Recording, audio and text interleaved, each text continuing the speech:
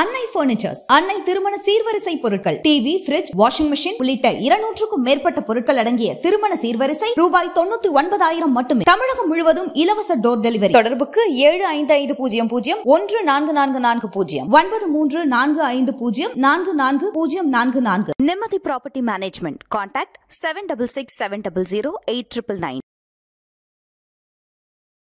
1.25 வருஷம் போய்கிட்டு இருக்குது. இன்னை வரைக்கும் கட்சிக்குள்ளே யாரையும் விட மாட்டேங்கிறாங்க. நேற்று வந்து மருது அழகராஜ் எல்லாம் பேசி முடிச்செல்லாம் ஓகே, இன்றைக்கி மருது அழகராஜை பிடிக்கல, உனக்கு இடம் இல்லைன்ட்டாங்க. இப்போ அதே தான் தாவேக்கால யார் இருக்கணும்னு தீர்மானிக்கிறது ஜான் ஆரோக்கியசாமி தீர்மானிக்கிறார். ஓகே, இவன் காளியம்மாள் உட்பட. காளியம்மாள் என்ன இல்லை, ஜான் ஆரோக்கியசாமி இந்த பிரச்சனைலாம் இல்லைன்னா காளியம்மாள் உள்ள வந்திருப்பாங்க. அவர் படம் நடிச்சுக்கிட்டு நான் உங்கள்கிட்ட கொடுத்துட்டேன், நீங்கள் பார்த்துங்கன்ட்டு போய்கிட்டு இருக்காரு. பிரச்சனை வராமல் பார்த்துங்க அவரை பொறுத்த வரைக்கும். ஓகே சார், பிரச்சனை வராமல் பார்த்துக்கிறோம், யாரும் வராமையும் பார்த்துக்குறோம் சார்ன்றாங்க. அவ்வளோதான், பிரச்சனையும் வராது, யாரும் வராது, யாரும் வந்தால் தானே வரும் பிரச்சனை. ஓகே, அதனால் யாரும் வராமல் பார்த்துக்குறோம் சார், நாங்களே தான் இருப்போம், எங்களுக்குள்ள பிரச்சனை இல்லை சார். அப்புறம் வரைக்கும் நீங்கள் அந்த ஒரு ஸ்ட்ராங் இது இருக்கணும், ஸ்ட்ரக்சர். 2 முதலாளித்துவ கட்சிகள் இருக்குது, டிஎம்கே ஏடிஎம்கே இருக்குது. 2 பேருக்கிட்ட இருக்கிற ஸ்ட்ரக்சர் உங்கள்கிட்ட இருக்கா? ஸோ இப்போ என்டிஏ வந்துச்சுன்னா திமுக உடனே அடிக்கலாம் நீங்கள் சொல்கிறீங்களா? அடிக்கிறதுக்கான வாய்ப்புகள் அதிகம். எதிர்த்து அரசியல் செய்வதற்கு இவரோடும் எம்ஜிஆரோ ஜெயலலிதாவோ அல்ல. அண்ணாமலை பின்னுக்கு தள்ளி, சீமானை பின்னுக்கு தள்ளி, அதிமுக பின்னுக்கு தள்ளி தாவேகா தலைவர்கள் முன்னின்று அவர்களை நோக்கி பேச வைத்தார்கள். அண்ணா யூனிவர்சிட்டி மேட்ரா டக்குன்னு கோர்ட்டில் கேஸ் போட்டாங்க. உசி தலைமையில் வள்ளூர் கூடத்தில் பெரிய ஆர்ப்பாட்டம் நடந்தது.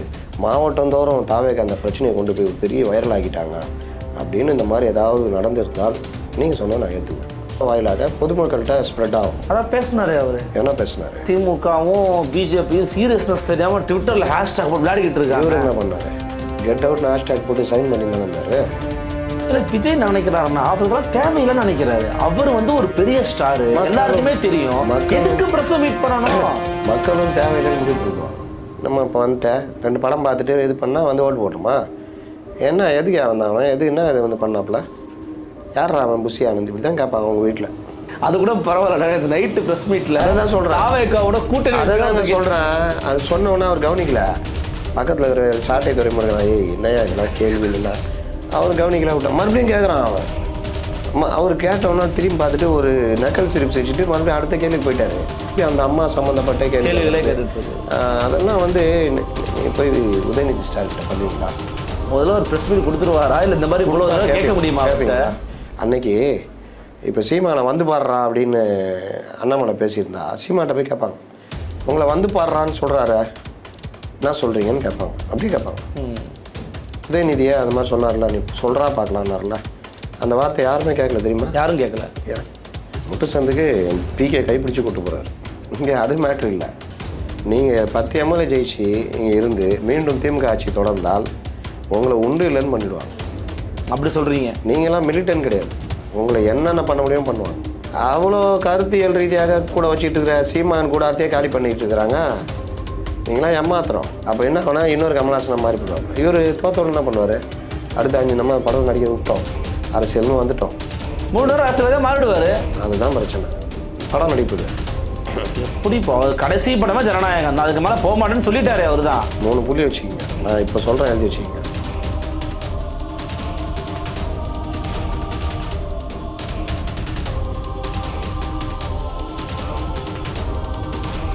ஃபோர்த் ஸ்டேட் தமிழ் நேயர்களுக்கு அருள்மொழிவர்மனின் அன்பார்ந்த வணக்கங்கள். இது உங்கள் ஃபோர்த் ஸ்டேட் தமிழ் வழங்கும் பெருதனும் பெருதுகள் நிகழ்ச்சி. இன்று நடந்திருக்கிறார் மூத்த பத்திரிகையாளர் மரியாதைக்குரிய திரு முத்தலிஃப் அவர்கள். வணக்கம். வணக்கம். அண்மையில் நடந்து கொண்டு சம்பவங்களை பார்த்துருப்பீங்க.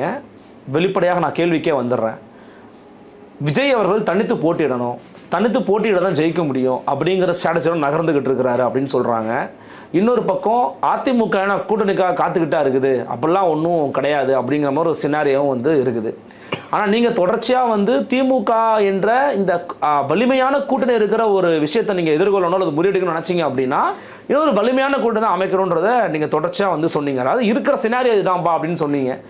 ஆனால் தனிச்சு போட்டியிட்டாலே வெற்றி பெறுவோம், நாங்கள் இன்னும் 25 எம்எல்ஏ சீட்டு வாங்கிலாம் வந்து ஆகலாம் வரல, நாங்கள் பிரைமரி ஃபோர்ஸாக இருக்க விரும்புகிறோன்னு ஓப்பனாக ஆதவர்ஜனாவே வந்து பேசியிருக்கிறாரு. தாவேகாவோட இந்த மூவை நீங்கள் எப்படி மதிப்பீடு பண்ணுறீங்க, எவாலுவேட் பண்ணுறீங்க? இதை சொல்கிறதுக்கு முன்னாடி ஒரு விஷயம் சொல்கிறேன். 1993 திமுக 2ஆக பிளவுபட்டது. வைகோ தலைமையில் மிகப்பெரிய எழுச்சியாக இளைஞர்கள் பேரெழுச்சியாக ஒரு 19 மாவட்ட செயலெல்லாம் சேர்ந்து வெளியில் வந்தாங்க. செங்குத்தான பிளவு அப்படின்னு சங்கரையா உட்பட அன்றைய மார்க்சிஸ்ட் கம்யூனிஸ்ட் கட்சியுடைய தலைவர்கள் சொன்னாங்க. உண்மையிலேயே அது ஒரு செங்குத்தான பிளவு தான். கொஞ்சம் மிஸ் ஆயிருந்தால் சின்னத்தையும் கட்சி கொடியும் கூட அவங்க வாங்கிட்டு இருப்பாங்க. வாங்கிட்டு இருப்பாரு. அதில் கொஞ்சம் இங்கே சைடு கொஞ்சம் ஜாஸ்தி இருந்தனால அதை முயற்சியை கைவிட்டார். அன்றைக்கு நடந்த அந்த பேரணி வந்து இன்றைக்கும் சென்னையில் அந்த மாதிரி பேரணி நடக்கலை. பேரணியுடைய வால் வந்து அறிவாலயங்கிட்ட போய்கிட்டு இருக்குது. தலை வந்து அப்போ சீர்ணி அரங்கம் இருந்தது பீச்சில். அந்த அளவுக்கு அதுக்கு ஒரு இடத்த கடக்கிறதுக்கு 1.5 மணி நேரம் 2 மணி நேரம் ஆச்சு. அதோடைய இது விடிய விடிய உள்ள வந்துக்கிட்டே இருந்தாங்க தொண்டர்கள். அப்போ நாஞ்சில் சம்பத் மிகப்பெரிய பேச்சாளர் அவங்க இதில். அவர் நைட்டு ஆரம்பித்தவர் பேசிக்கிட்டே இருக்கார் வைகோ வந்து சேர்ற வரைக்கும். வைகோ கிட்டத்தட்ட 2 மணி 3 மணிக்கு தான் வர்றாரு திடலுக்கு. அப்போல்லாம் இந்த டைமிங் இதெல்லாம் கிடையாது. அதனால் அவர் விடிய விடிய வந்து அதுக்கப்புறம் வைகோ பேசினார். அப்படிப்பட்ட வைகோ அவர் என்ன நினச்சாருன்னா, நம்மளை அடிச்சுக்க ஆள் இல்லை, பெரிய எழுச்சி இருக்குது. ஏன்னா அதிமுக மேலே கடுமையான கோபம் இருக்குது. அப்போ நம்ம வந்து திமுக வந்து நம்ம உடைச்சிட்டோம், நம்ம பின்னாடி இளைஞர்கள் இருக்கிறாங்க, அப்போ நம்ம தான், திமுக ஒன்றும் இல்லை அப்படின்னு நினச்சாங்க. ஜெயலலிதா என்ன நினச்சாங்கன்னா, டிஎம்கே 2ஆக ஸ்ப்ளிட் ஆகிடுச்சு, நம்ம காங்கிரஸ் எல்லாம் கூட்டணி வலுவாக இருக்கிறோம், இப்போ எப்படி திமுக நினைக்கிறாங்க அந்த மாதிரி வலுவாக இருக்கிறோம், நம்மளை யாரும் ஒன்றும் பண்ண முடியாதுன்னு அவங்க நினச்சாங்க. ஆனால் எல்லா நினைப்பும் வந்து ஒன்றாகிடாதுல்ல. அந்த மாதிரி இருந்துக்கிட்டே இருந்தது. கரெக்டாக தேர்தல் நெருக்கத்தில் மூப்பனார் வெளியில் வர்றாரு. வெளியில் வந்து இன்றைக்கு தாவேகா இருக்கிற மாதிரி அன்று எழுச்சியோடும் பேரெழுச்சியோடும் இருந்த வைகோவை அணுகிறார். அணுகும்போது வைகோ சேம் இதே மைண்ட் செட்டில் தான் இருக்கார். நான் தான் பெரிய ஆள், நான் தான் முதலமைச்சர், நான் தான் எல்லாமே, இவ்வளோ சீட்டு தான் தருவேன்ற மாதிரி அந்த இது சரியாக அமையலை. இவன் ராமதாஸும் அணுகியதாக அப்போ தகவல். அவரையும் இவர் சரியாக ஹேண்டில் பண்ணல. இந்த சைடு இருக்கிறவர் கலைஞர். அவர் கிட்டத்தட்ட 5 வருஷமாக காத்துக்கிட்டு இருக்காரு. 91 ராஜீவ்காந்தி மரணத்தினால அந்த வெற்றி பறிபோச்சு. அந்த ஒரு இதுலேயும் அவர் இருக்கார். வந்ததை கரெக்டாக பயன்படுத்திக்கிட்டார். மூவ் பண்ணார உடனே பேசி ஷோவுக்கு கடுமையான கோபம் ஜெயலலிதா மேலே. ஷோவட்டையும் இவர் அணுகிறார். ரஜினிகாந்த் ஷோ மூலிமா வர்றாரு. ரஜினியை வாய்ஸ் கொடுக்க வைக்கிறார். ரஜினி வாய்ஸ் நல்லா ஜெயிக்கல, அது ஒரு பெரிய எழுச்சி. அதில் ரஜினியும் சேர்ந்துட்டார் வச்சிங்களேன். எப்படி 2019 எப்படி ஒரு பெரிய எழுச்சி வர்றப்போ பிகே அதில் அப்படியே சேர்ந்துக்கிட்டார் கூட, அவ்வளோதான், அந்த மாதிரி தான். அதனால் இது எல்லாம் சேர்ந்து வர்றப்போ ஒரு டக்குன்னு ஒரு கூட்டணி ஃபார்ம் ஆயிடுச்சு. திடீர்னு மேகம் திரண்டு ஒரு இது ஃபார்ம் ஆகுது, மேக வெடிப்புன்னு அந்த மாதிரி ஃபார்ம் ஆயிடுச்சு. இங்கே பார்த்தீங்கன்னா ஏடிஎம் மேலே மக்கள் கோபம். அது ஜெயலலிதா உணரல. ஏன்னா கூட இருக்கிற அதிகாரிகளை ஆல் இஸ் வெல்ன்றாங்க இன்றைக்கி சொல்கிற மாதிரி. அப்போ அது பெரிய பாதிப்பு. இதெல்லாம் சேர்ந்து காங்கிரஸும் சேர்ந்து இதானாங்க. அங்கே வைகோ இதே மாதிரி அதீத நம்பிக்கையினால அவரும் வெறும் சிபிஎம் கூட மட்டும் கூட்டணி வச்சுட்டு அவரும் அழிஞ்சார். கரெக்டாக திட்டமிட்டு விட்டு கொடுத்து ஜெயிச்ச இவர் வந்து பெரு வெற்றி பெற்றார் கலைஞர். இது வந்து முன்னுதாரணம். இப்போ அப்படியே இன்னைக்கு அந்த சூழ்நிலை பொருந்தது இல்லையா? ஆனா அன்னைக்கு இருந்த வைகோ வேற, இன்னைக்கு இருக்கிற விஜய் வேறங்க. 90 லட்சம் உறுப்பினர்கள் இருக்கிறாங்க. இந்தியா உலகம் அறிந்த முகமா இருக்கிறாரு, யங் ஃபேஸா இருக்கிறாரு. திமுகவும் வேணாம், பிஜேபியும் இருக்கிறாரு. அப்ப இந்த முகத்தோட நீங்க வைகோ ஒப்பிட முடியுமா? வைகோ ஒரு பொலிட்டிக்கல் ஃபோர்ஸ் தானே, இவர் அப்படி இல்லை தானே அப்படின்லாம் சொல்றாங்க. எம்ஜிஆர் கட்சி அரசியல் ஆரம்பிச்சு வந்த பொழுது எம்ஜிஆர்கிட்ட இருக்கிற ரசிகர்கள் எல்லாமே எம்ஜிஆர் ஓட்டு போடல, திமுக ஓட்டு போட்டாங்க. எங்கள் குடும்பத்திலே அதுக்கு உதாரணம் இருக்குது. தீவிர எம்ஜிஆர் ரசிகளாக இருப்பாங்க, என்ன கலைஞருக்கு ஓட்டு போடுவாங்க. அது மாதிரி அரசியல் மயப்படுத்தப்பட்ட ஒரு டீம் வச்சுருந்தது வைகோ. அது உண்மைதான். ஆனால் நீங்கள் ரசிகரில் தான் வச்சுருக்கீங்க. உங்கள் ரசிகர் எல்லாம் இன்னும் நெருக்கத்தில் பண்ண போகிற பிரச்சாரங்கள், அடிக்கிற அடிகள்லாம் நீங்கள் எப்படி எதிர்கொள்ள போகிறீங்க? பிரச்சாரம் நடக்கும், பொய் பிரச்சாரம் நடக்கும், கண்டதல் நடக்கும். அப்போ அதெல்லாம் நீங்கள் எப்படி மாட்டி வெளியில் வர போகிறீங்கலாம் இருக்குது. அதனால் அது ஒன்று. அப்போ உங்களுக்கு பாதுகாத்து கொண்டு போகிறதுக்கு ஒரு அனுபவமிக்க ஒரு தோழமை தேவை. எனக்கு யாருமே தேவையில்லை அப்படின்னா நீங்கள் நல்லா பாருங்கள். விஜய் ஒரு சினிமா ஆக்டர், அரசியலுக்கும் அவருக்கும் சம்மந்தமே இல்லை. புஷி ஆனந்த் அவர் கூட இருக்க மன்ற தலைவர், அவருக்கும் அரசியலுக்கும் சம்மந்தமே கிடையாது. பாண்டிச்சேரி அரசியலே அவர் ஒன்றும் பண்ண முடியாது. எக்ஸ்எம்எல்ஏனா ஏங்க ஒரு எம்எல்ஏ வந்து ஒரு மாநில தலைவராக பெரிய லெவலில் கட்சியை கொண்டு போக முடியுமா அப்படின்னு நீங்கள் எப்படிங்க இந்த மாதிரி கேள்விலாம் கேட்குறீங்க? அப்போ தலைமை பண்பு இல்லையானா இல்லைன்னு சொல்லுவேன். ஏன்னா ஒரு வருஷமாக நான் பார்க்குறோம்ல. இதை நான் அந்த கேள்வியை நான் வந்து போன 2023 பிப்ரவரியில் என்னங்க புஷி ஆனந்த்லாம் ஒரு ஆள்னு அவரை போய் போடுறாருன்னா, அப்போ நீங்கள் ஒருத்தர் வந்து வேலையை செய்ய வந்துருக்கிறாரு சொல்லணும். 1.25 வருஷம் ஒரு போய்கிட்டு இருக்குது. இன்னை வரைக்கும் கட்சிக்குள்ளே யாரையும் விட மாட்டேங்கிறாங்க. நேற்று வந்து மருது அழகராஜ் எல்லாம் பேசி முடிச்சு எல்லாம் ஓகே, இன்றைக்கி மருது அழகராஜை பிடிக்கல, உனக்கு இடம் இல்லைன்ட்டாங்க. என்ன சொல்கிறீங்க? ஆமாம், இது உங்களுக்கு வேணால் ஸ்கூப்பாக வச்சுக்கிங்க. ஓகே, மருது அழகராஜ் மார்ச் மாதம் டேட்டு கொடுத்தாங்க, இப்போ கிடையாது. நோ சொல்லிட்டாங்க. அப்போ இவங்க வந்து இந்த மாதிரி வெளிப்படை ஆதரிச்சு பேசிக்கிட்டு இருந்தாரு என்ன அவரு? என்ன பண்ணுறது, அதுதான் தாவேகாவுடைய தலையெழுத்து. விஜய் விசஸ் உதயன்னு உதயமாக போகிறது, அதிமுக அடுத்து பிடித்து விட்டார்னு சொன்னாரு. நாளைக்கு அவர் ட்வீட்டை பாருங்க. ஓகே, கிட்டத்தட்ட நோ சொல்லிட்டாங்க. ஏன்னா ஜான் ஆரோக்கியசாமி பிடிக்கலையா. ஓஹோ, நீங்கள் ஒரு பில்டிங் கட்டுறதுக்கு ஒரு இன்ஜினியரை கூப்பிட்டு பில்டிங் கொடுக்குறீங்க, அவர் எல்லாம் கட்டி முடிக்கிறாரு. கட்டி முடித்தோன்னா ஏமா அந்த கதவு ஜன்னல் இப்படி வைப்பானா, இல்லை சார் ஜன்னல் இங்கே வச்சிங்கன்னா இதாக இருக்கும், இந்த இடத்துல வைக்கலாம் சார், பால்கனி இந்த டைப்பில் கட்டலாம் சார், அது இதுன்னு அவர் சொல்கிறாருன்னா ஓகே. அந்த இன்ஜினியரு, சார் வாடகை யார் சார் விட போகிறீங்க? இல்லைம்மா யார் வந்தாலும் விடலாம் சார், அப்படிலாம் இல்லை சார், குறிப்பிட்ட சமூகத்துக்கு மட்டும் கொடுங்க சார். அதை சொல்கிறது அவர் யாருங்க? நீ யாருப்பா? ஆமாம், பில்டிங் கட்ட வேலை கொடுத்தேன், அதில் ஏதாவது இருந்தால் நீ சொல்லு, நான் கேட்டுக்கிறேன். ஏன்னா எனக்கு அதில் விஷயம் தெரியாது. ஆமாம், யார் கொடுத்துன்னு வைக்கணும்னு நான் ஓனர் தீர்மானிக்கணும். இப்போ அதே தான் தாவேக்காரா யார் இருக்கணும்னு தீர்மானிக்கிறது ஜான் ஆரோக்கியசாமி தீர்மானிக்கிறார். ஓகே, இவன் காளியம்மாள் உட்பட. ஓ, காளியம்மாள் என்ன இல்லை, ஜான் ஆரோக்கியசாமி இந்த பிரச்சனைலாம் இல்லைன்னா காளியம்மாள் உள்ளே வந்திருப்பாங்க. இப்போ இவங்களுக்கு என்ன பிரச்சனைனா, ஒரு ஆளுமைகள் யாராவது வந்தால் நம்மளுடைய இது பதவி இப்போ போயிடுமோ, இல்லை நம்மளுடைய முக்கியத்துவம் போயிடுமோன்னு, இது insecurity feeling. But he is the strategist தானே, அவர் பொலிட்டிக்கல் பார்ட்டி மெம்பர் கிடையாது அவர். அதை தான் சொல்கிறேன். இன்ஜினியர் தானே, வீடு தானே கட்டி கொடுக்கணும். ஆமாம், யார் கொடுத்துன்னு வரலாம், நீங்கள் எப்படிங்க சொல்லுவீங்க? அதனால் இங்கே இதை முடிவெடுக்க நீ யார் பண்ணி, உனக்கு என்ன நான் வேலை கொடுத்தேன், நீ என்ன பண்ணி வச்சுருக்க ஒரு வருஷமாக அப்படின்னு கேட்க வேண்டிய இடத்துல இருக்க விஜய் அவர் படம் நடிச்சுக்கிட்டு நான் உங்கள்கிட்ட கொடுத்துட்டேன், நீங்கள் பார்த்துங்கன்ட்டு போய்கிட்டு இருக்காரு. பிரச்சனை வராமல் பார்த்துங்க அவரை பொறுத்த வரைக்கும். ஓகே சார் பிரச்சனை வராமல் பார்த்துக்கிறோம், யாரும் வராமையும் பார்த்துக்குறோம் சார்ன்றாங்க. அவ்வளோதான், பிரச்சனையும் வராது, யாரும் யாராவது வந்தால் தானே வரும் பிரச்சனை. ஓகே, அதனால் யாரும் வராமல் பார்த்துக்குறோம் சார், நாங்களே தான் இருப்போம், எங்களுக்குள்ள பிரச்சனை இல்லை சார், ஆதரவு இது இருந்தால் அவரையும் நாங்கள் கொஞ்ச நாளில் என்னென்னு பண்ணுவோமோ பண்ணிக்குவோம் சார், இப்படி தான் ஓடிக்கிட்டு இருக்குது. அப்போது இந்த மாதிரி ஒரு அதீத நம்பிக்கையில் இருக்கிற ஒரு கட்சி நீங்கள் தேர்தலை தனியாக சந்திக்க போகிறேன்றாங்க. ஒரே ஒரு கேள்வி, அதீத நம்பிக்கைங்கிற வார்த்தையை அல்லது அப்படி இருக்கிறாங்கன்ற உறுதிப்பாட்டுக்கு நீங்கள் எப்படி வரீங்க? மேபி அவங்கள வந்து எங்களுக்கு இவ்வளோ ஓட்டு இருக்குது, இவ்வளோ யங்ஸ்டர்ஸ் எங்களை ஃபாலோ பண்ணுறாங்க, 90 லட்சம் பேர் இருக்காங்க, குடும்பத்துக்கு ஒரு ஓட்டு, அப்பா அம்மாவை போட வைப்போம், 1 கோடியாக மாறும், 1.5 கோடியாக மாறும்ன்ற நம்பிக்கையை நீங்கள் அதீத நம்பிக்கைன்னு சொல்லணும். அதீத நம்பிக்கைன்னு வெறுமனே 90 லட்சம் இளைஞர்கள் இருக்கிறாங்க, 90 லட்சம் பேர் இருக்காங்க, அவங்க ஓட்டு போடுவாங்க, இந்த மாதிரி நீங்கள் சொல்கிறீங்கல்ல, அவங்க சொல்கிறாங்கண்ணா. அதான் சொல்கிறேன். இப்போ பிஜேபி 1 கோடி உறுப்பினர்கள்னாங்க, எவ்வளோ பேர் ஓட்டு போட்டாங்க? ஏடிஎம்கே 2 கோடி உறுப்பினர்கள் நோக்கி நகர்ந்துட்டோன்னாங்க, இந்த எலெக்ஷன் எவ்வளோ பேர் போட்டாங்க? டிஎம்கே 1.5 கோடி தாண்டி போயிட்டோன்னாங்க, இந்த எலெக்ஷனில் அவங்களுக்கு எவ்வளோ ஓட்டு வந்தது? இந்த எண்ணிக்கை நம்பர் சொல்கிறதெல்லாம் வந்து ஓட்டாக மாறாது. ஓ, ஓட் கன்வர்ஷனுக்கு வராது. அது எப்படி வரும்? அப்படின்னா பிஜேபி இன்றைக்கி பெரிய கட்சியில் 1 கோடி பேர் உறுப்பினர்ல, அதனால் அதெல்லாம் கணக்கு இல்லை. அது ஒரு பக்கம் தள்ளி வச்சுருங்க. இன்னொரு பக்கம் இன்ஃப்ராஸ்ட்ரக்சர், நீங்கள் என்ன கொண்டு போக போகிறீங்க, கட்சியை எப்படி கொண்டு போய் வேலை செய்ய போகிறீங்க, அதை எப்படி வாக்குகளாக மாற்ற போகிறீங்க? பூத்து போடுறேன்ட்டாரு விஜய் தான். அதான் பூத்து போட்டால் மட்டும் போதுமாங்க, மாவட்ட செயலாளர், ஒன்றியம், வட்டம் வரைக்கும் நீங்கள் அந்த ஒரு ஸ்ட்ராங் இது இருக்கணும், ஸ்ட்ரக்சர். 2 முதலாளித்துவ கட்சிகள் இருக்குது, டிஎம்கே ஏடிஎம்கே இருக்குது, 2 பேர்கிட்ட இருக்க ஸ்ட்ரக்சர் உங்கள்கிட்ட இருக்கா? அந்த இன்ஃப்ராஸ்ட்ரக்சர் இருக்கானா? இல்லை. அப்போ இல்லாத டைமில் நீங்கள் என்ன பண்ண போகிறீங்க? இது ஒன்று. ஓகே, இன்னொன்று ஒரு அரித்மேட்டிக் வச்சுக்குவோம். உங்கள்கிட்ட 20% இருக்குன்னு ஐயா அவர் சொன்னார், இவர் சொன்னார், பிரசாந்த் கிஷோர் சொன்னார் தான் சொல்கிறாங்க இப்போ வரைக்கும். அவர் இந்த பேட்டியில் கூட இங்கே சொல்லியிருக்காருன்னா இங்கே சொல்லலை. சரி, அது சொன்ன மாதிரியே வச்சுக்குவோம். உங்கள்கிட்ட 20 ஓட்டுக்குது, ஏடிஎம்கிட்ட 21 ஓட்டுக்குது, இவங்ககிட்ட 44 ஓட்டுக்குது. இப்போ ஏடிஎம்கே இந்த 20 ஓட்டை கூட்டுறதுக்கான வேலையை பண்ணுற 21லேருந்து நீங்கள் வந்தீங்கன்னா நம்ம 40 ஆகிடும், கூட பாமக சேர்ந்தால் ஒரு 45 ஆகிடும்.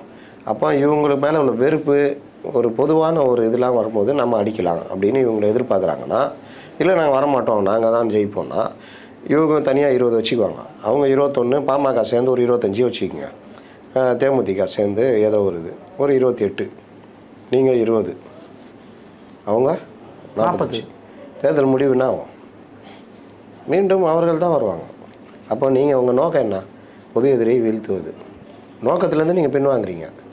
இன்னொரு விஷயம், நீங்கள் இப்படி பண்ணாதனால விளைவு என்ன ஆகுதுன்னா, அதிமுகவிற்குள் இன்று பிரச்சனை ஏற்பட்டுக்கிட்டே இருக்குது.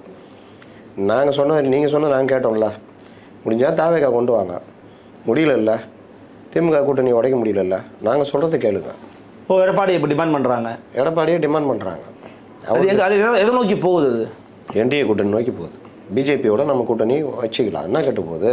ஓகே, நம்ம ஜெயிக்கணுங்க. உங்கள் பேச்சை கேட்டுட்டு நான் இப்படியே இருந்தால் ஓபிஎஸ் உள்ளே கொண்டு வரணும், மற்றவங்க உள்ளே கொண்டு வரலாம், டிடிவியோட கூட்டணி வச்சுக்கலாம், பிஜேபியோட கூட்டணி வைப்போம். அண்ணாமலை இருக்காருல்ல, இருக்கட்டும், அண்ணாமலையே பேசிக்கிட்டோம். அவங்க அண்ணாமலை ஆதரித்து பேசுவார். அண்ணாமலைக்குன்னு ஒரு இது ஓட் பேங்க் இருக்குல்ல, பிஜேபியோட அண்ணாமலைக்கு ஜாஸ்தி இருக்குது. அப்போ அந்த இதெல்லாம் சேரும் பொழுது, நீங்கள் பெரிய பிரச்சார பீரங்கியாக அண்ணாமலை எல்லாம் மாறும் பொழுது இங்கே திமுக கூட்டணி என்ன தான் அதே கூட்டணி இருந்தாலும் இந்த அரித்மெட்டிக்கில் அவங்க அடித்து தூக்கிடுவாங்க. ஸோ இப்போ என்டிஏ வந்துச்சுன்னா திமுக கூட்டணி அடிக்கலாம்னு நீங்கள் சொல்கிறீங்களா? அடிக்கிறதுக்கான வாய்ப்புகள் அதிகம் இருக்குது. ஓகே, ஒரு அரசுக்கு எதிரான கோபம் இருக்குல்ல, அது சாதாரண விஷயம் இல்லை. அலைன்ஸ்லாம் பார்க்காது, நீங்கள் அலைன்ஸ் பார்க்காது. அது அந்த மாதிரி தோத்த வரலாறுகளும் உண்டு. அதனால் நீங்கள் வந்துட்டு எங்ககிட்ட இவ்வளோ அலைன்ஸ் இருக்குது, இது இந்த அலைன்ஸ் நீங்கள் பார்த்தீங்கன்னா 4, 8, 10ன்னு வச்சிங்களேன். இதை தாண்டி இது பெரிய அலைன்ஸு, இது சமூக நீதிக்கான கூட்டணி, இது எதிரிகளை ஒழிக்கும் கூட்டணி, அப்படி இப்படின்னு நம்பிக்கையில் ஒரு 10% உழுந்தது. ஆமாம், அந்த 10% இப்போ மாறும். ஏன் மாறும்னா 2021 நான் சொல்கிறேன், அவ்வளோ கோபம். ஸ்டெர்லைட்டு பிரச்சனை, துப்பாக்கி சூடு, சாத்தான்குளம் மாடரு, இவர் அப்படியே ஸ்டாலினை வச்சு பிரச்சனை எல்லாமே அப்படி பரன்னு இருந்தது. நம்மளாம் நினச்சோம் 96 மாதிரி ஆகிடும், அதிமுக கண்டம், பிஜேபி கூட வர போய் வச்சுருக்காங்க. அவங்களெல்லாம் இவங்க கட்டம் ஒன்றால் நான் கட்டன்னு 2 பேரும் அடிய போகிறாங்க அப்படின்னு பார்த்தோம். ஆனால் 2019 50% வாங்கின டிஎம்கே கூட்டணி 50க்கு மேலே 51 கிட்ட கூட்டணி 46, 20% கிட்ட இருந்த அதிமுக கூட்டணி 39, 5%, 6% வித்தியாசத்தில் இவங்க தான் மேலே வந்துட்டாங்க. ஒன்றுமே இல்லாமல் பார்த்தா 76 சீட்டு 75 சீட்டுக்கிட்ட அவங்க வந்துட்டாங்க. பெரிய எழுச்சி வரும்னு பார்த்தா ஒரு எழுச்சியும் வரல. சாதாரணமாக வர்ற ஒரு தேர்தல் முடிவாக தான் அது வந்துச்சு. அவ்வளோ பிரச்சனை, அவ்வளோ கோபம், சமூக நீதி கூட்டணி, ஸ்டாலின் தான் வராரு, விடியல் தர போகிறாரு, இந்த எந்த பிரச்சனையும் எங்களுக்குள்ளே இல்லை. எப்படி இருந்துச்சு அப்போ? புது கல்யாணம் ஆன மாதிரி, புதுசாக கல்யாணம் ஆன ஃபேமிலி மாதிரி. அப்போ அப்படி இருந்தது. இன்றைக்கி அப்படியா இருக்குது? 2 புள்ள பேத்துட்டு வீட்டுக்காரன் மூஞ்சி அதிகம் பாருங்க, ஏதாவது சம்பாதிக்கிறான், சண்டை போட்டுட்டு இருக்கிற வீடு மாதிரி இது. கரெக்டாக? மக்களுக்கு எவ்வளோ கோபம் இருக்குது. ஒரு மொழி கொள்கையில் உங்களால் கொண்டு போய் ரீச் பண்ண முடியுதா? 60, 70களில் என்ன ரீச் பண்ணீங்க?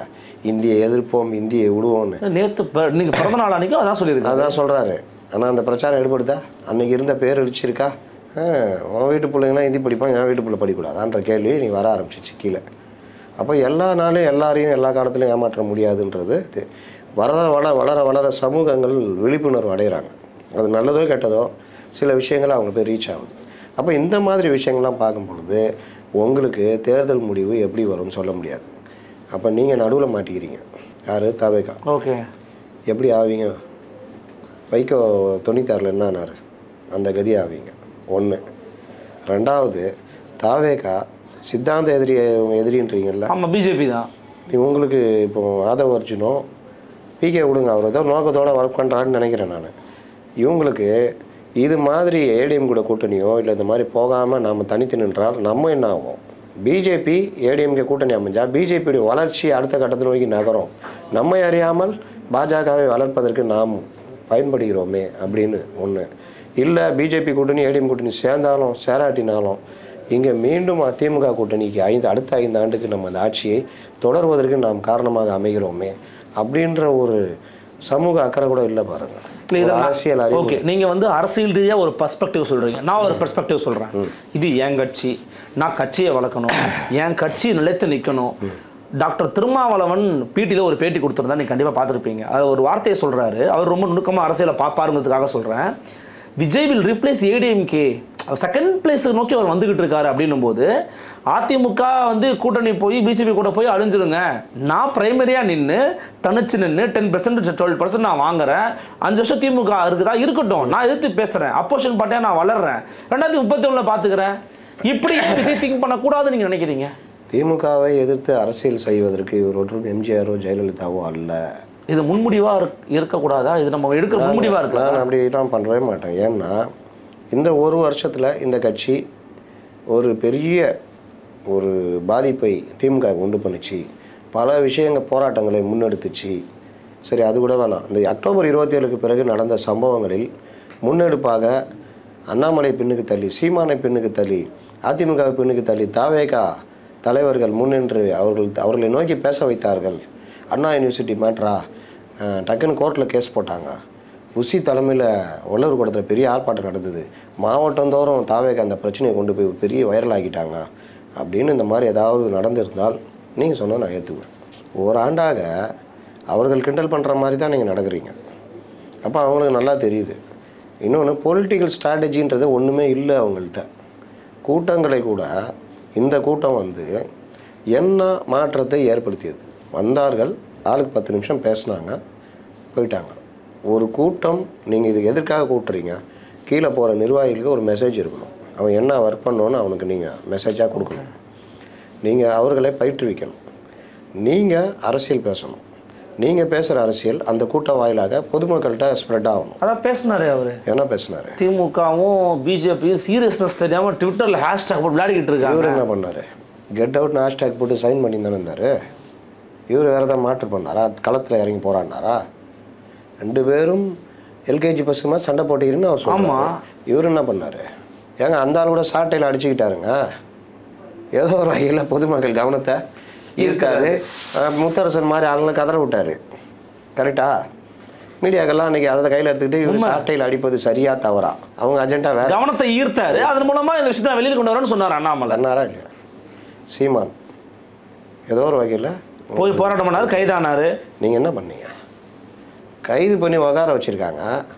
அவங்கள பார்க்க போகிறீங்க பொதுச் செயலாளர், உங்களையும் உட்கார வச்சுட்டாங்க. முடிஞ்சவொன்னே திறந்து விட்றாங்க. ஓடி போய் வண்டியில் ஏறி வீட்டுக்கு போயிட்டீங்க. ப்ரெஸ் மீட் கூட பார்க்கல. என்ன கட்சியுடைய பொதுச் செயலாளர்னு ஆசை இருக்குல்ல, அதுக்கேற்ற தகுதியை வளர்த்துக்கணும்ல. சின்ன கட்சி, ஒரு சின்ன கட்சி பாருங்கள், ஒரு மாவட்டத்தில் இருப்பான், தேர்தல் நேரத்தில் புசு புசுன்னு முளைக்கும். இப்போ பாருங்களேன், இந்த வர்ற இதில் இவெல்லாம் கட்சி வச்சுருந்தானா, ஓ இதெல்லாம் கட்சி இருக்கா அப்படின்னு அந்த மாதிரிலாம் வருவான். ஆனால் மைக்கை மட்டும் நீட்டிட்டீங்க வச்சுக்கிங்க, 1/2 மணி நேரத்துக்கு பேசுவோம். நீங்கள் ஒன்றுமே பண்ண முடியாது. அதுவே லெட்டர் பேடு கட்சியே அப்படி இருக்குன்னா நாளைக்கு ஆட்சி பிடிக்க போகிறீங்க, எப்படி இருக்கணும்? இல்லை விஜய் நினைக்கிறாருன்னா அவருக்கெல்லாம் தேவையில்லைன்னு நினைக்கிறாரு. அவர் வந்து ஒரு பெரிய ஸ்டாரு, எல்லாருக்குமே தெரியும். எதுக்கு பிரஸ் மீட் பண்ணணும்? மக்களும் தேவையில்லைன்னு முடிவு பண்ணுவாங்க, அவ்வளோதான். ரொம்ப சிம்பிள். கமல் என்ன சொன்னார்? நான் முழு நேர அரசியல்வாதி அல்ல, நான் பார்ட் டைம் அரசியல்வாதி. நான் மட்டுமல்ல, எல்லாருமே பார்ட் டைம் தான். 8 மணி நேரம் தூங்குறோம், 8 மணி நேரம் வேலை செய்கிறோம், 8 மணி நேரம் ஓய்வு எடுக்கிறோன்னாரு. ரைட் ரைஸா, நீ பார்ட் டைமாகவே இரு அப்படின்ட்டாங்க மக்கள்.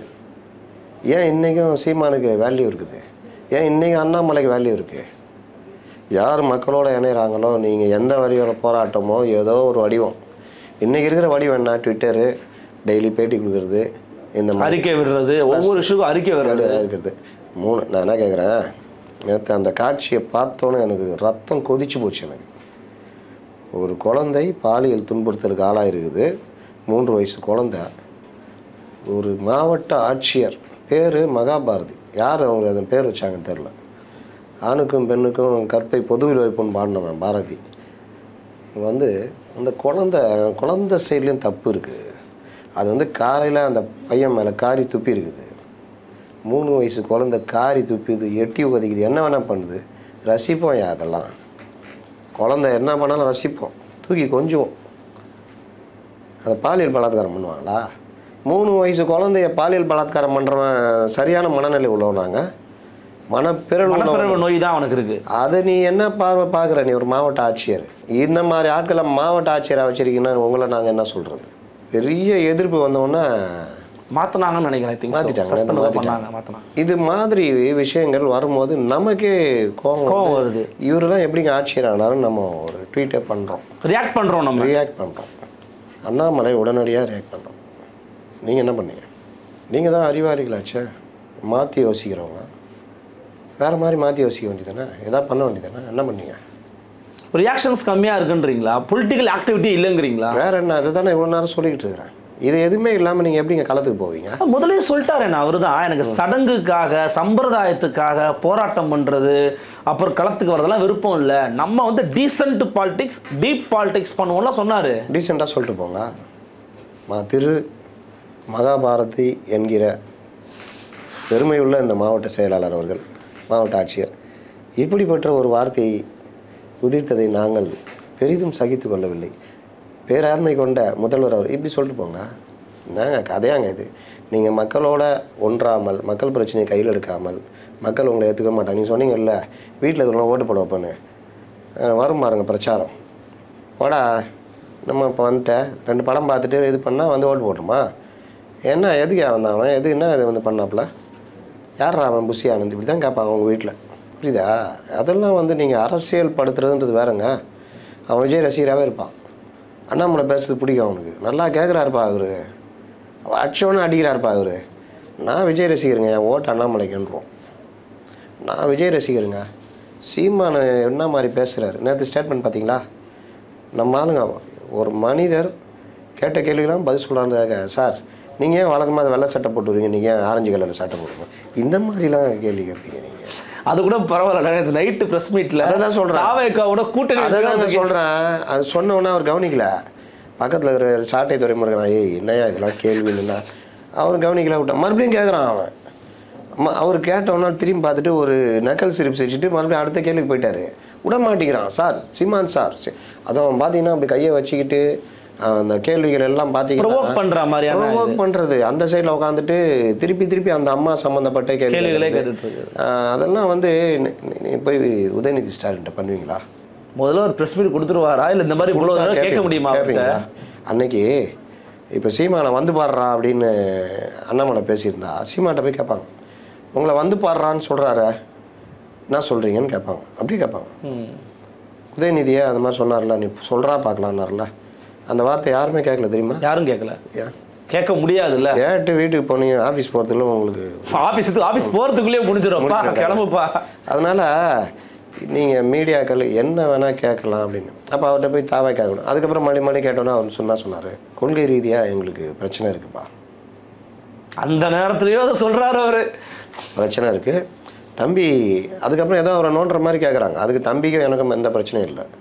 கொள்கை ரீதியாக பிரச்சனை இருக்குது, நான் அதை விமர்சனம் பண்ணேன், அவர் பெரியார் ஏற்றுக்கிட்டாரு, எனக்கு அதில் உடன்பாடு இல்லை, அதெல்லாம் விமர்சனம், மற்றபடி என் அன்பு தம்பி தான் அப்படின்ட்டு போயிட்டாங்க. அதாவது இந்த இதெல்லாம் இருக்குல்ல, இந்த மாதிரி விஷயங்கள் எல்லாருமே நீங்கள் பத்திரிகையாளர் கேட்குறது மற்ற விஷயங்கள் எல்லாமே ஒரு அரசியல் சார்ந்து நீங்கள் ரியாக்ட் பண்ணுறது சொல்கிறேன். இப்போ இவங்க இந்த மாதிரி மக்கள் பிரச்சனை இல்லை, நீங்கள் என்ன ரியாக்ட் பண்ணுறீங்க? பரந்தூருக்கு நேரில் போனார், அரிட்டாப்பட்டு ட்வீட் ஒன்று போட்டாருன்னு அப்புறம் வந்து கமல்ஹாசன் பண்ணார். சைதாப்பேட்டைக்கு நேரில் போனார். இங்கே இந்த கால்வாயிலிருந்து மக்களை அகற்ற விட மாட்டேன், இந்த போராட்டம் கங்கை கரை நோக்கி நடக்கின்ற போராட்டம் மாதிரி கூவம் கரை நோக்கி நடக்கின்ற போராட்டம் அது இதுன்னாரு. சொல்லிட்டு இப்படி போனார், எல்லாத்தையும் தூக்கிட்டாங்க. அந்த அந்த அந்த இது காவாவை காலி பண்ணிட்டாங்க. காலி பண்ணி மறுக்குடிய மறுதல்னு கொண்டு போய் வச்சுட்டாங்க. இவர் என்ன பண்ணார்? ஒன்றே ஒன்று போனாரா? அதுக்கப்புறம் ட்வீட் போடுவோம், என்னைக்காவது நான் ட்வீட் போடுவார். இப்போ சொல்லுங்கள், டோட்டலாக விஜய் கட்சியவே டோட்டலாக இல்லைங்க. நான் வந்து அவங்க மேலே கோபமாக இது மாதிரி கிடையாது. ஏன்னா மற்றவங்களாம் என்ன பேசுனாங்கன்னா, இதெல்லாம் ஒரு நடிகரிங்கன்னா வந்து வருவானா, இதெல்லாம் நடத்த முடியுமா, எல்லாருக்கும் ஆசை வந்துடுது அப்படி இப்படிலாம் பேசினப்பெல்லாம் நம்மளாம் என்ன பேசணும்னா, ஏங்க நல்லா புரிஞ்சுங்க, ஒரு 1000 கோடி ரூபா பிஸ்னஸ். அதான் நான் கேட்குறேன். அப்படி சொன்னவர் தான் முத்தலீஃப் அண்ணன். இன்னைக்கு வந்து அப்படியே பயங்கரமா நீங்க திட்டுற மாதிரி இருக்கு. திட்டுறன்னு மட்டும் அந்த வார்த்தையை யூஸ் பண்ணாதீங்க. நான் யாரையுமே திட்ட மாட்டேன். என்னன்னா கிரிட்டிசைஸ் பண்றீங்க. விமர்சனம் எப்படின்னா, நீங்க அப்போ நம்மளாம் என்ன சொல்றோம்னா, ஏங்க ஒருத்தர் இந்த மாதிரி அவருடைய பிஸ்னஸை விட்டுட்டு வராரு, மக்களுக்கு எதாவது செய்யணும்னு வராருன்னா அவரை வர விடுங்க. வரவேத்தீங்க நீங்க. வரும்போதே நீ விளங்க மாட்ட, நாசமா ஏன் வரலாம் நீங்க கேட்கல. அப்போ வந்து அவர் என்ன அரசியல் பண்ணுறாருன்னு அவருக்கு டைம் கொடுங்க. அதற்கு பிறகு நீங்கள் உங்கள் விமர்சனத்தை வைங்கன்னா, வந்தார் டைம் கொடுத்தோம், அதுக்கு பிறகு நம்ம விமர்சனத்தை வைக்கிறோம். இதில் என்ன தப்பு இருக்குது? இன்றைக்கும் விஜய் ரசிகர்கள் என்னை திட்டதே கிடையாது. நான் வார்த்தையை வாபஸ் வாங்கிக்கிறேன். திட்டலை, விமர்சனம் பண்ணீங்க. நான் ஒரு அனலிஸ்ட். என்னுடையது நீங்கள் என்னென்ன நடக்குன்றதை சொல்கிறேன். நீங்கள் அங்கே போனீங்கன்னா திமுக அணி வீழும். நீங்கள் சாதாரணமாக ஒரு 50 எம்எல்ஏ வச்சுக்கிட்டு நீங்கள் அடுத்தது நோக்கி நகரலாம். கட்சி பவர் ஆகிடும், எல்லாருக்கும் ஒரு மகிழ்ச்சி ஆகிடும், எல்லாருக்கும் ஒரு தெம்பாகிடும். எடுத்த உடனே நீங்கள் அரசியல் அதிகாரிகள் IAS IPS எல்லாத்தையும் பார்ப்பீங்க, கட்சியை அடுத்த லெவலுக்கு கொண்டு போகலாம். சரிண்ணா, இது நீங்கள் சொல்கிறீங்க, உங்கள் அனுபவத்தில் சொல்கிறீங்க. அது நடக்காமல் போயிடுச்சுன்னா என்ன பண்ணுறதுன்னு அவங்களுக்கு ஒரு யோசனை இருக்காதா? நான் அதாவது இவங்க தனியாக நின்று ஜெயிச்சிருவோன்னு நம்புகிறாங்கல்ல. ஆமாம், சிஎம் ஆகணும் 2020 விஜய் சிஎம். அதற்கான வாய்ப்புகள் நம்ம பார்த்ததில் நான் இந்த உதாரணங்கள்லாம் சொல்கிறேன். நான் சும்மா வந்துட்டு பொதுவாக சொல்லலை. நான் ஒவ்வொருத்தர் மூமெண்ட்டு ஒவ்வொரு காலகட்டத்தில் இதெல்லாம் எப்படி நடந்திருக்கு அதெல்லாம் வச்சு சொல்கிறேன். இன்னொன்று, உங்கள்ட்ட 20% சொன்ன ப்ரொஃபஸர் ராஜநாயகமே நான் அப்படியே சொல்லவே இல்லைங்க, 7% இருக்குங்கன்றார். இன்னொன்று சொன்னார், ஆக்டிவிட்டீஸ்லாம் எதுவுமே பண்ணாத வரைக்கும் வேறு எந்த கட்சிக்கும் ஆபத்து கிடையாது, எந்த கட்சிக்கும் பாதிப்பு கிடையாதுன்னாரு. கிடையாது. அப்போது நீங்கள் இங்கே இருக்கிறது ஒரு பெரிய வலுவான அணிங்க. இன்றைக்கும் அவங்க திருப்பி ஒரு கருத்தை உருவாக்கிட்டே இருக்காங்க. மத்திய அரசு கிறுக்கு பிடிக்க வைக்கிறாங்க. இவங்க செய்கிறதெல்லாம் பல விஷயங்கள் தப்புன்னு எல்லாருக்கும் தெரியும், அவங்களுக்கே தெரியும். ஆனால் ஒரு கருத்தை உருவாக்கிட்ட. இப்போ NEP இருக்குது, 2000 சில்லற கோடி. NEP அமல்படுத்த மாட்டேன்ட்டா அவன் பணமும் தேவையில்லை, நான் அமல்படுத்த முடியாது, போனால் ஒன்றும் பண்ண முடியாது. ஏன்னா அது கண்கரண்ட் லிஸ்ட்டில் இருக்குது. நீங்கள் அதை கொண்டு வந்துட்டு இங்கே அமல்படுத்தணும்னு நீங்கள் ஒன்றும் பண்ண முடியாது. ஆனால் அமல்படுத்தவும் மாட்டோம், அந்த பணமும் வேணும், அந்த பணத்தை தரமறுக்கிறார்கள்னு ஒரு பிரச்சாரமும் பண்ணுவோம். இது எல்லாத்துக்கும் மேலே அதுக்குள்ளே இருக்கிற ஒரே ஒரு பார்ட்டை உருவி மும்மொழி கொள்கை, அதுலேயும் அவங்க என்ன சொல்கிறாங்க, எனி ஆப்ஷனல் லாங்குவேஜ். காங்கிரஸ் காலத்தில் தான் திணிச்சாங்க இந்திய, இதில் எனி ஆப்ஷனல் லாங்குவேஜ். பக்கத்தில் இருக்கிற கர்நாடகா போனீங்கன்னா நீங்கள் தமிழ் கற்றுக்கலாம், கர்நாடகா இங்கிலீஷோட தமிழ் கற்றுக்கலாம், அங்கே தமிழ் ஒரு ஆப்ஷனல் லாங்குவேஜ். அந்த மாதிரி இங்கே கொண்டு வரணும்னு சொன்னால் இந்தியை திணிக்கிறார்கள்னு பல 60-70 ஸ்டைல் எடுத்துகிட்டு இருக்காங்க. அப்போ அப்படிப்பட்ட ஒரு கட்சி உங்களெல்லாம் அப்படி ஊதி தள்ளிட்டு போயிடுவாங்க. அதிமுக இன்றைக்கி ஒன்றும் பண்ண முடியல. ஜெயலலிதா வேறு, எடப்பாடிலாம் இவங்கள்ட்ட நிற்க முடியல. எதிர்கருத்து வச்சுக்கிட்டு அடிக்கணும் இறங்கி. இப்போ இவங்க 120 யூடியூப் சேனல் வச்சுருக்காங்கன்னா நீங்கள் குறைஞ்சது ஒரு 20 சேனலாக வச்சுருக்கணும். நீங்கள் அந்த விமானப்படை வச்சுருப்பாங்களே, ஒன்ட்ட எவ்வளோ ஆகுது, சைனாட்ட எவ்வளோ இருக்குது, சைனாட்ட எவ்வளோ இருக்குது, அமெரிக்காட்ட எவ்வளோ இருக்குது, இந்தியாக்கிட்ட எவ்வளோ இருக்குது, பாகிஸ்தான்கிட்ட ஒன்றுமே இல்லை. எப்போவாது அமெரிக்கா கொடுத்தா உண்டுன்னா நீ என்ன போருக்கு போக முடியும்? அப்போ அவங்ககிட்ட 120, நான் 50 வச்சுக்கிறேன் அப்படின்னா ஏதோ கொஞ்சமாவது மேனேஜ் பண்ணலாம். உங்ககிட்ட என்ன இருக்குது, பலமான ஐடி விங் இருக்குது, உங்ககிட்ட பலமிழந்த ஐடி விங் இருக்குது, உங்ககிட்ட என்ன இருக்குது, பெண் இருக்குது, என்கிட்ட மூடி கூட இல்லை, நிம்பு கூட இல்லை. அப்புறம் என்கிட்ட ஒன்றை யார் இருக்கா, வாயை திறந்தாலும் பேசுகிற தலைவருங்க இருக்காங்க, என்ன வேணாலும் பேசுவாங்க. எம்ஜிஆர் பயந்து போய் ஆட்சியே கலைஞ்சிட்டு, அதுவும் டாப் டு பாட்டம் இருக்காங்க. மோசமாக பேசுறதுக்கு ஆள் இருக்காங்க, சூப்பராக பேசுறதுக்கு ஆள் இருக்காங்க, டெல்லியில் பேசுறதுக்கு ஆள் இருக்காங்க, தமிழில் பேசுறதுக்கு ஆள் இருக்காங்க. இங்கே நீ ஒரு ஆள் பேசணும், ஜெயக்குமார் பேசியிருந்தாரு, இப்போ அவரையும் கூப்பிட்டு ஏதோ சொல்லிட்டாங்களாம். கல்யாண சுந்தர் ஆக்சுவலி சூப்பரான ஸ்பீக்கர்னு யூஸ் பண்ணாமலே இருக்காங்க. யூஸ் பண்ணாமல் இவங்க யாரும் லகுட பாண்டியன் கூட மாட்டேங்கிறாங்க. ஓ, இந்த மெயின் ஸ்ட்ரீம் மீடியா இப்போ கூட மாட்டேங்கிறாங்க. தான் வச்சு எங்களே வச்சு சரி நீ வந்துட்டு அது வேறு மீமா மாறுது, உன்னை கூப்பிட்டா தானே பிரச்சனை, அதனால் கூப்பிட மாட்டோம் அப்படின்னு அவங்க ஒரு சில கணக்கெலாம் வச்சுருக்காங்க. சில பேர்லாம் கூப்பிட மாட்டாங்க. இப்போ வந்துருக்காரு ராஜ்மோகனை கூப்பிட்றாங்க பாருங்கள். ஆமாம், தாவேக்கால கூப்பிட்றாங்களே, அதான் எப்படி தாவேக்கா திட்டிருந்தா கூட பார்த்துட்டு இருப்பாரு, அதுக்கப்புறம் அப்படி லைட்டாக பேசுவார், அதனால் அவரை கூப்பிடுவாங்க. ஜெகதீஷ்னு ஒருத்தர் பேசியிருந்தார், அவர் அங்கேயே உரம் கட்டாங்க. எங்கே என்ன பானார்னதில் நல்ல நல்ல பேச நல்ல கருத்தியல்வாதி அவர். அதுதாங்க பிரச்சனை. கருத்தியல்வாதியாக நீங்கள் இருக்கீங்க, நீங்கள் வந்து ஏதாவது ஒன்று பேசிட்டு கிடக்கணும். அப்படி இருந்தால் ஓகே, இல்லை அவங்களுக்கு ஏதாவது ஒரு ஒர்க் பண்ணி கொடுத்து விட்ருக்கணும். அதுவும் இல்லைன்னா நீங்கள் ஒர்க் பண்ணி கொடுங்க, உங்களை மேடையிலே ஏற்றி பேச வைப்பாங்க. 4 தலைவர் பேசுகிறாங்க, இவங்களையும் ஏற்றி பேச வைப்பாங்க. அதனால் நம்ம வந்து விமர்சனம் வைக்கவில்லை, நம்ம வந்து ஒரு இந்த அனலிஸ்ட்டாக பார்க்குறோம், ஒரு அனலைஸ் பண்ணும்போது இங்கே உங்களுக்கு இந்த சிக்கல் இருக்குது, இவங்களுக்கு இந்த சிக்கல் இருக்குது. சித்தாந்த எதிரி அரசியல் எதிரி நீங்கள் பேசும்பொழுது அது வெறும் வார்த்தைகளாக இல்லாமல் நடைமுறையாக இருக்கணும்னா சித்தாந்த எதிரியை தமிழ்நாட்டுக்குள்ளே வரவிடாமல் பார்த்துக்கணும். ஆனால் இன்றைக்கி திமுகவும் தாவேக்காவும் போட்டி போட்டுக்கொண்டு பாஜகவை உள்ளே வர்றதுக்கான வேலையை பண்ணிகிட்டு இருக்கிறாங்க. திமுக தாவேக்கா கூட்டணிங்கிற மாதிரி முடிக்கிறீங்க, அவங்க 2 பேரும் என்னமோ ஒன்றா இருக்கிற மாதிரி முடிக்கிறீங்க. ஏதோ ஒரு வகையில் பாஜக உள்ளே வர்றதுக்கு 2 பேருமே ஹெல்ப் பண்ணுறாங்க. திமுக அதிமுகவை வாழ வைக்கணும், இல்லாட்டி திமுகவுக்கு எதிரி என்ன இருந்தாலும் திமுக கண்டமாயிடும். இந்த காட்டில் புலி இந்த இதெல்லாம் இருக்கணும், வீட்டில் பல்லி இருக்கணும், இதெல்லாம் ஒரு இது இயற்கை. பல்லி வந்து பூச்சியெல்லாம் பிடிச்சி தின்னும், கொசுவை பிடிச்சி தின்னும். ஐயோ பல்லி மேலே விழுந்தா இங்கே விழுந்தா மரணம் நிச்சயம், இங்கே விழுந்தா அது நிச்சயம்னா அதுக்கு மரணத்தை கொடுத்துருவாங்க. அப்புறம் பார்த்தீங்கன்னா எல்லாத்துக்கும் கொசு இருக்குது, அந்த ஒட்டடை இருக்குது, அது கூட ஒரு வகையில் உங்களுக்கு கொசுவெல்லாம் இது பண்ணுவோம். உங்களுக்கு எதிரி யார், பல்லியா கொசுவா? கொசு தான், உயிரையே கொண்டு போயிடும்.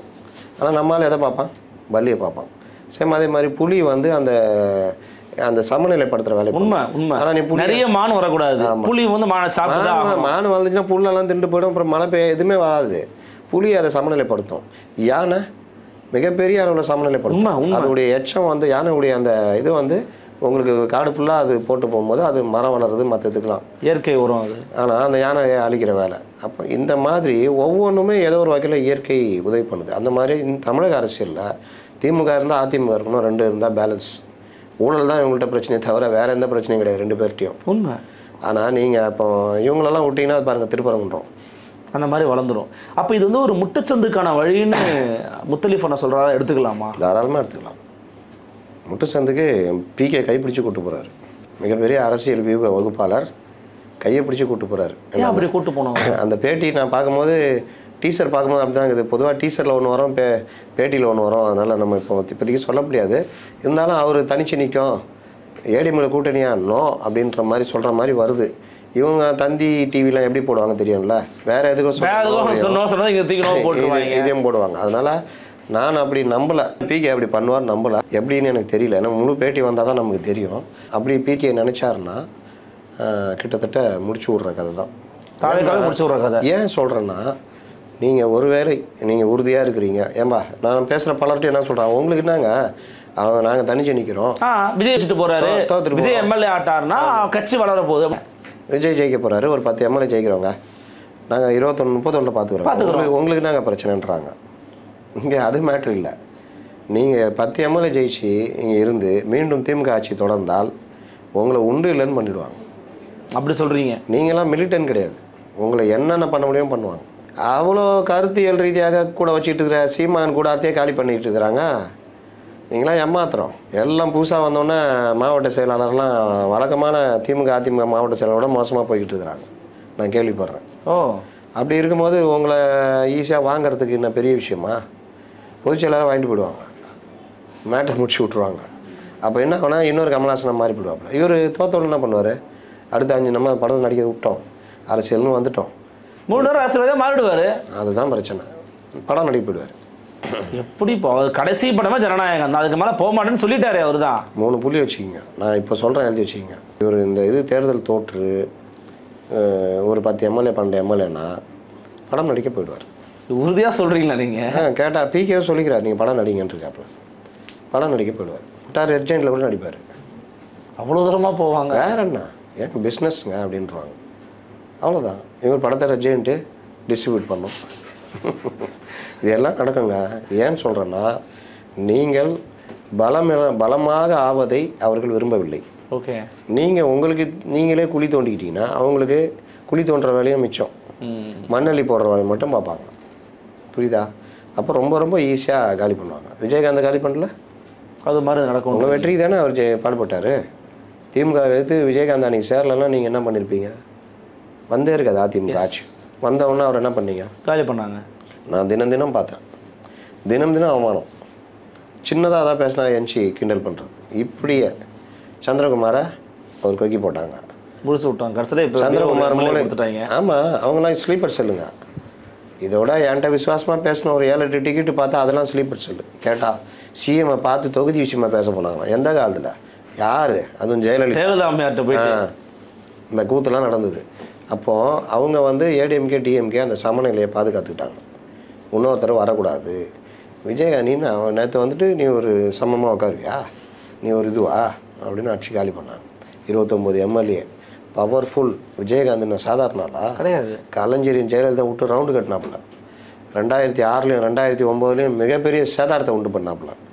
அப்படிப்பட்ட விஜயகாந்தே ஒன்றும் இல்லாமல் பண்ணி விட்டு போயிட்டாங்க. நீங்கள் யார் நேரம் எதிரியை கூட சொல்ல மாட்டேங்கிறீங்க. நான் அதை தான் கேட்குறேன். நான் நீங்கள் 1/2 மணி நேரம் பேசணும், அந்த 1/2 மணி நேரத்தில் விட்டு ரவுண்டு கட்டணும். திமுக பிஜேபின்னு பேரே சொல்ல மாட்டேங்கிறாரு. நீங்கள் பேர் சொல்லி அதை சொல்லி சம்பவங்களை சொல்லி என்னையா நடக்குது? கனிம வள கொள்ளை நடக்குது, தட்டி கேட்குறவனை நடு ரோட்டில் ஜீப் ஏற்றி கொள்றீங்க. என்ன நடக்குது நாட்டில்? நான் வந்தால் விடமா இப்படிலாம் பேசுனீங்கன்னா ஜனங்க அந்த அந்த கடைக்கோடியில் இருக்கிறவன் வந்துட்டான்டா அப்படின்னு பார்ப்பான். யாரோ எங்கேயோன்னா என்ன இது, எத்தனை நாளைக்கு இது உதவும்? ஒரு தடவை கேட்பாங்க, நல்லா ஸ்டைலாக பேசுகிறார் பாரு, நாம் சேரலாமா என்ன ப்ரோ, நல்லாயிருக்கும். வாட் ப்ரோ அப்படிங்கிறது லாங்குவேஜாகவே மாற்றுறாரு அவர். இட்ஸ் ராங் ப்ரோ அப்படின்னப்போ நல்லா இருக்குப்பா அப்படின்னு. அடுத்த தடவை என்னையா இருந்தார், எப்போ பார்த்தாலும் இதே தான் பேசிக்கிறாப்புல, வேறு சப்ஜெக்டே பேச மாட்டேங்கிறாருன்றோம். சப்ஜெக்டே தெரியல நினச்சிருவாங்க. அவனை கீழே இருக்கிறவனை கூப்பிட்டு வச்சு ஒன்றும் ரொம்ப சிம்பிள், கீழே மாவட்ட சில வாங்க உட்காருங்க, என்னங்க விஜய் என்னங்க பேசுனாரு, என்ன சொன்னார், என்ன நீங்கள் என்ன நினைக்கிறீங்க சொல்லுங்கன்னா இருக்காது. அதனால தான் அவர்கள் அந்த இதிலெல்லாம் தடுமாறிக்கிட்டு இருக்காங்க. நீங்கள் பார்த்தீங்கன்னா அந்த ஸ்போக்ஸ் பர்சனாக இருக்கணும். இவர் ராஜ்மோகன் அவர் வாய் பேசுறதுக்குன்னே பிறந்தவர். அவர் பட்டிமன்ற பேச்சாளர், அவர் எதாவது பேசுவார். ஆனால் அவரும் கரெக்டான இடத்துல உட்காந்தா அவரும் கண்டமாயிடுவார். என்னன்னா இவங்க எல்லாம் எதிர்பார்க்குறாங்க, என்ன எதிர்பார்க்குறாங்க, தனியாக போகிறீங்களா, அதை தானே எதிர்பார்க்குறோம் நாங்கள். நீ தனியாக போனால் தான் ஏடிஎம்க்கு ஒன்றும் இல்லாமல் போவோம், ஏடிஎம்க்கு ஒன்றும் இல்லாமல் போச்சுன்னா நாங்கள் ஜெயிப்போம். அதுக்கு தானே இந்த ஊடகங்கள்லாம் பயன்படுது. அப்போ அந்த ஊடகங்கள் அப்படியா தனியாக தான் போகிறோம். நாங்கள் வரும்பொழுதே யார் இவர் வந்ததே முந்தா நாள் தான், நாங்கள் கட்சியை ஆரம்பித்ததே இப்படி தான், நாங்கள் அப்படி, நாங்கள் இப்படி, நாங்கள் வந்து தனித்து நின்று இது வேறு லெவல் வேறு லெவல். யதார்த்தம் வேறங்க. நீங்கள் தேர்தல் அரசியலில் போய் பார்க்கும் பொழுது நீங்கள் என்ன தான் நீங்கள் 20% வாங்கினா கூட உங்களால் என்ன விழலு கிடைத்த நீர் காட்டில் நிலவாய் கடலில் மழையாய் இருந்தால் யாருக்கு லாபம்னு எம்ஜிஆர் பாட்டு வரும், அந்த மாதிரி ஆகிடும். அப்போது உங்கள் நோக்கம் கரெக்டாக இருக்கும். நிச்சயமாக விஜயனுடைய இந்த அரசியல் ரீதியான இந்த விஷயங்களை குறித்து ரொம்ப டீப்பாக ரொம்ப ஆழமாக பல விதமான கருத்துக்களை பகிர்ந்துக்கிட்டீங்கன்னா மிக்க நன்றி.